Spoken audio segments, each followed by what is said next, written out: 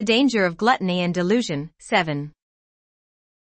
Even if I have the suffering of not being able to get what one seeks, I'll be fine if I take another bite. There is still the suffering of not being able to get what one seeks. If you want to be healthy, then there is no more the suffering of not being able to get what one seeks.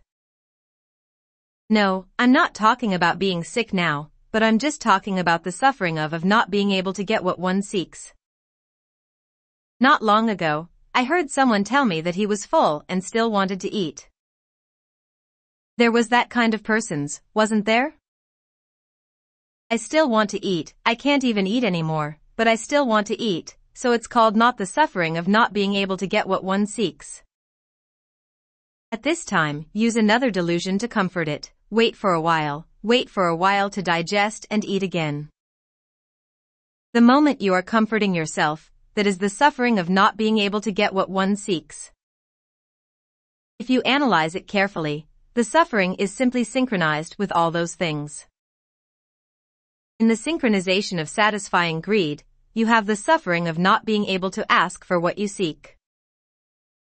If you want to extend it, then there are too many sufferings, limitless sufferings. To say 8 sufferings is too general, but in reality, it is infinite suffering. If you have never eaten it, you don't have this suffering, because you can't even think about it. You must think to have greed, and you must think to have hatred, and the more angry you are, the more you think, and the more you think, the more angry. The hatred is mixed with the thought, the hatred is mixed with the greed, and the thought is mixed and connected with them. If you have never eaten anything, for example, the pure sticky bean bun in my hometown, just eat the one you buy, it is simply garbage. You don't know what the taste of that sticky bean bun in my hometown is, because you've never eaten it. Now I'm here how to describe it, how to say it, you can only come up with one dot. I can only think of a shape, the fragrance and the taste is not thought of. Because you have not seen it, you have not felt it. So the human beings are only a false thinking, which makes you greedy, makes you angry, makes you arrogant, makes you suspicious, that's the delusion. After that, people are still submissive to delusions, and this delusion is very harmful, but people are still submissive to it.